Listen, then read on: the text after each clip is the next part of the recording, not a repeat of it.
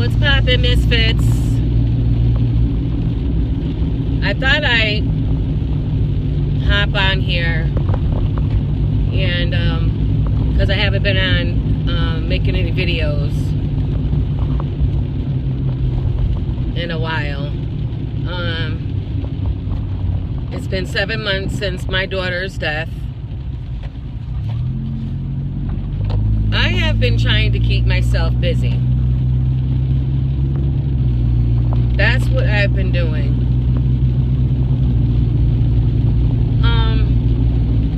I just wanted to share something with y'all.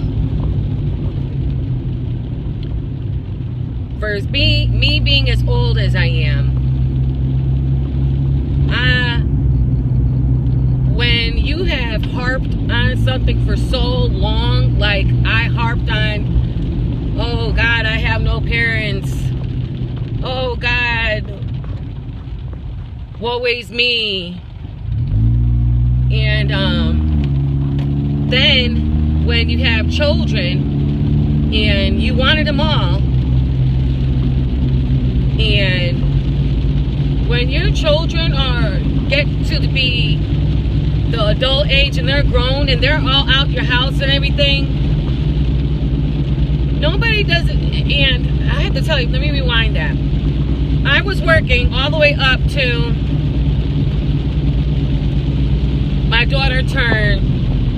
my baby turned 5. Well, no, I think I was working all the way up till she turned 7. And that's when I wind up being in bad depression and everything. That's when it was really bad, and I couldn't, at that time I couldn't work anymore. Okay, but rewinding all that, I mean, my kids had a good life, brought them to Disney World. I did everything I was supposed to do and everything. When I stopped working when my last daughter was 7 or 8, I fell into a big, deep depression to where I couldn't get out the bed. Now, I knew that she was my last one, so I didn't want, I stayed up my daughter's ass. I'm not gonna lie, I knew she was my last one. I did everything with her, the same thing I did with the rest of my kids. But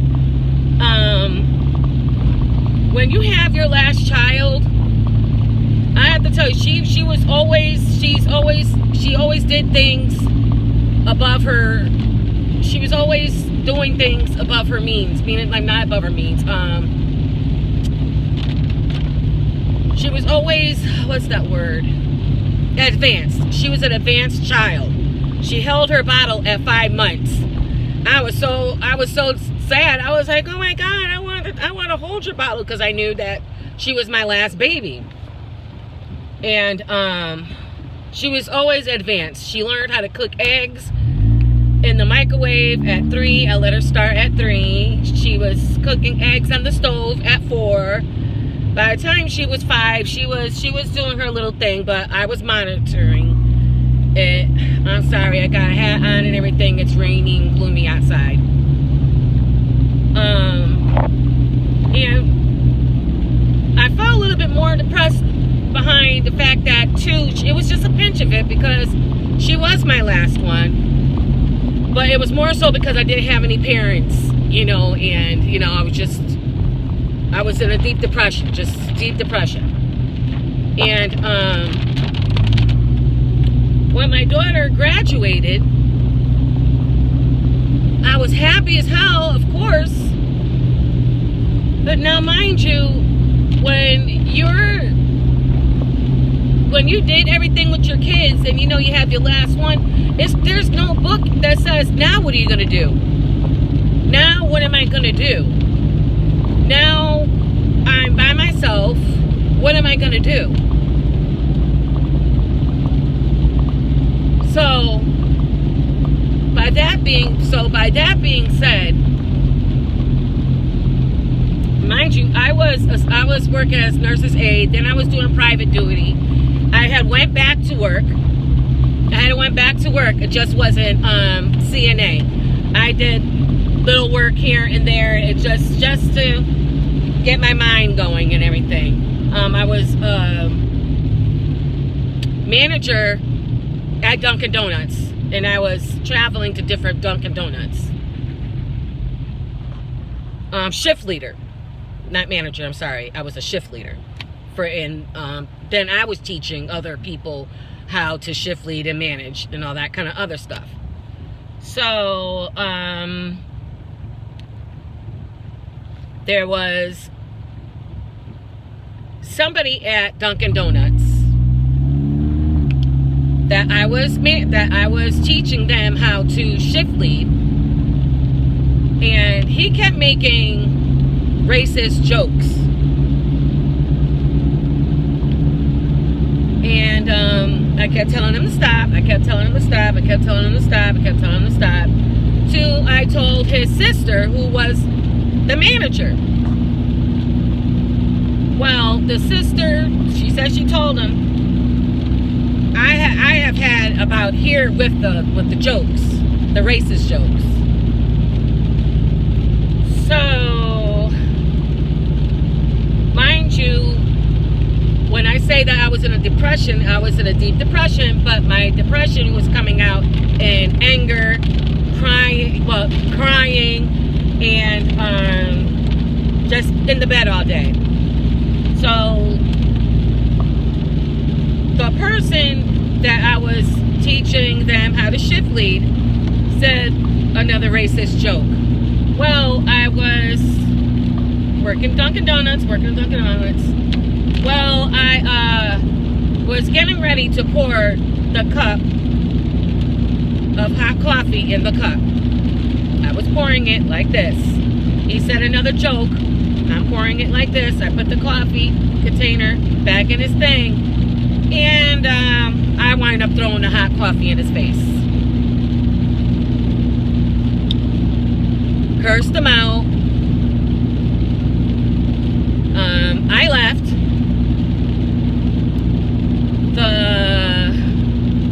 I went back home. I told the kids, and my kids were like, well, Mom, what the hell do you care? It's not like you're black. I was like, nigga, what the hell? What's this? Just because my skin color is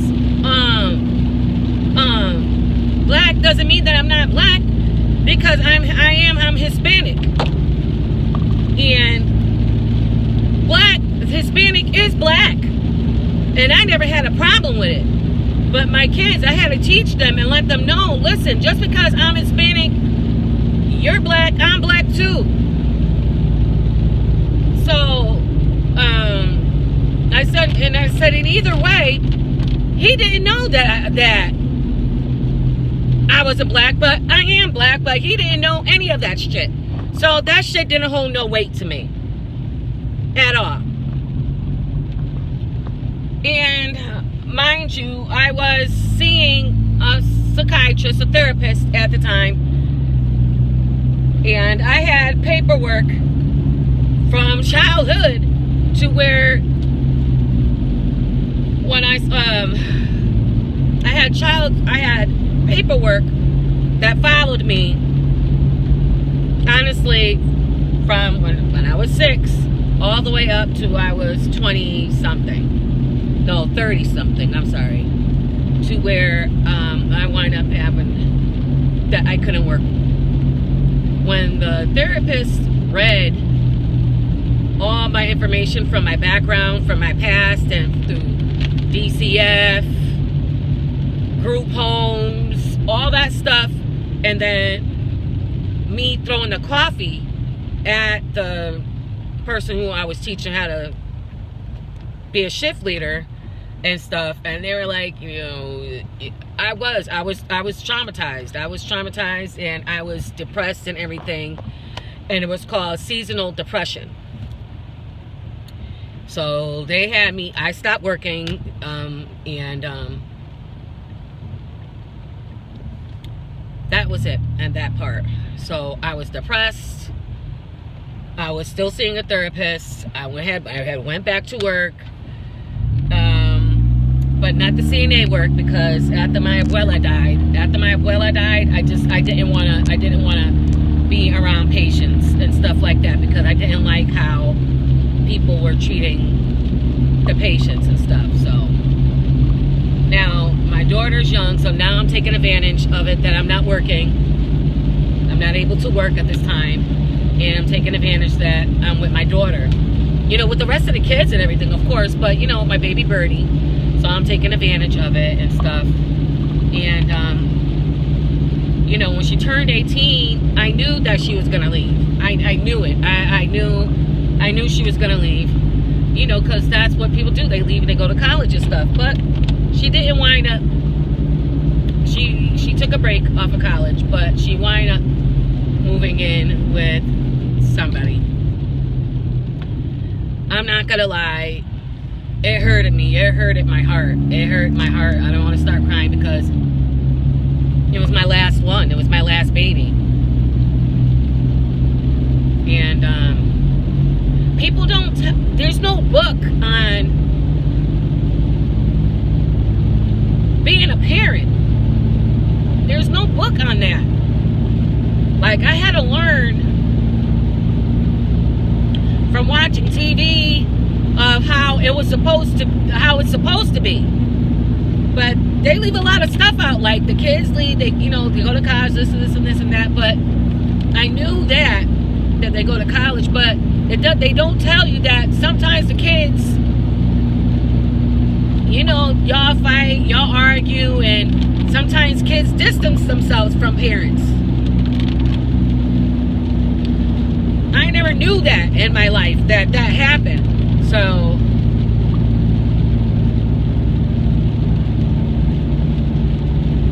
when you spend all of your life harping on what you didn't have,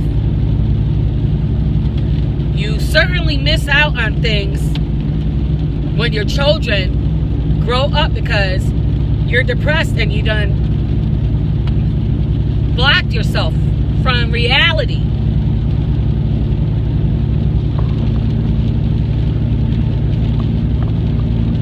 You wind up blocking yourself from reality. So, on that note, all I can say is that I tried my hardest with learning what I can learn from what I've seen. And I did try my best. And as I learn right now, you can't make somebody love you. You can't make somebody like you. What I've seen so far, there are so many, and it made me feel a little bit better because, and I'm sorry to say, but what I've seen so far is that the same people who I know who talk shit about me, who ex-friend me, I know for a fact that their children talk shit about them. And I know that for a fact because told me, or my children, and my children told me what they said about their parents. There are still people in my town who are still conducting in a long history of drugs. They done made a career out of it, and they have grown adult children. You don't think their children know that you've done that and you're still continually do that? So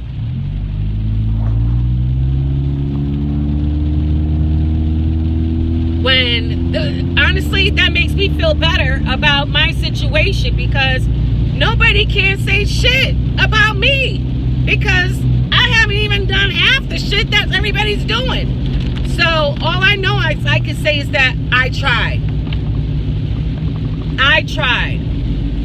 You know, it's even down to old men. Well, I don't want to say old, but old because I'm old too, shit. But the men in my town, old as hell, still having conversations, the old heads having conversations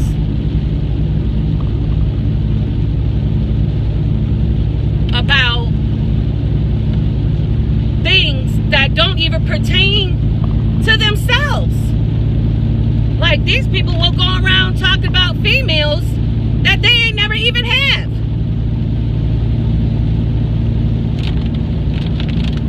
These niggas will talk about females, about the females that they ain't never had.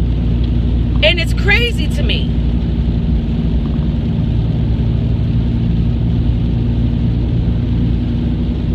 So, when I say that it makes me feel better knowing that I tried my best and I still see people doing the same damn thing with their life. I have evolved. Like, people can say, oh, I got married this many times and everything, but look at, I'm married. Doesn't matter how many times I got married. There's people that haven't even got married that have been dogged, still with the same person that they've been with for years, been dogged, and they're looking like a damn clown, but they want to talk about somebody else's shit. To me, they're clowns. So I don't look bad. The only thing you can say is that I've been cuffed so many times. Okay, I have been cuffed and I have been married. I don't feel bad no more. I don't feel bad about that part. Niggas in my towns are clowns. The females in my towns are clownettes. Yes, I made that word up. Because there's not one person on this earth or in my town that can ever say I ever did anything to them. That's a fact. And I feel good with that. Because I know for a fact the females in my town, the females that are in my town are still friends with the person who their man fucked with. Try that. They're friends with the person who their man cheated on with. They're still friends. So you can suck out of my ass. I look good. There's nobody in my shit that can ever say I did anything. Now and then the niggas in my town are still clowns. They're talking about females who they ain't never had. And the females that they did have, they can't get over the pussy they did have. Because if you are still talking about pussy that you did have, that pussy must have been some good pussy, because honestly, you want to be talking about it. And then the niggas who talk about the females who didn't have the pussy from that person are clowns. What, you mad because you didn't get it? So on that note, I feel good because I'm a good friend. I tried as a mother, and I am a good wife. And those are all facts. Because if I wasn't, I wouldn't be claimed as many times as I did and still married to the same person that we broke up several times. So on that note, I feel good because I see everybody else as clowns. So my husband got my nails done. We went together because there was no possible way that I could have sat there and got my toes done and my nails, because I did get my toes done too. I I got my toes done and my nails done. My husband. And I almost went the day without crying. I almost went the day. I almost did it. I almost did it. It was at the part where at the end of the day, because we were gone from the morning all the way to almost evening, I almost did it. But when we went to go see Princess, right before we got in there, I started crying. But I almost did it. So I've been trying to keep myself busy. I haven't made it to the gym yet. I did pay for my subscription and everything to go. I'm gonna go. I am gonna go. I'm taking baby steps. I made it, and I sat in the store. I mean, the nail place, the nail salon. Got my toes done and my nails done. But my husband was with me, so I gotta get up the strength to, when I go to the gym, that I could do it by myself without my husband. So on that note, that's what I wanted to talk about and just shed some light to you all. I've been trying to keep myself busy. I really have been trying to keep myself busy, and I think when I keep myself busy, I feel a little bit better. You see, I almost cried right now, but I stopped.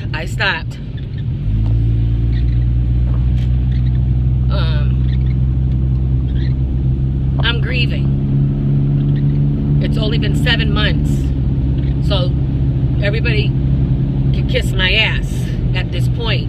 It's only been 7 months, and this is my daughter. So I'm trying, and I'm trying my best.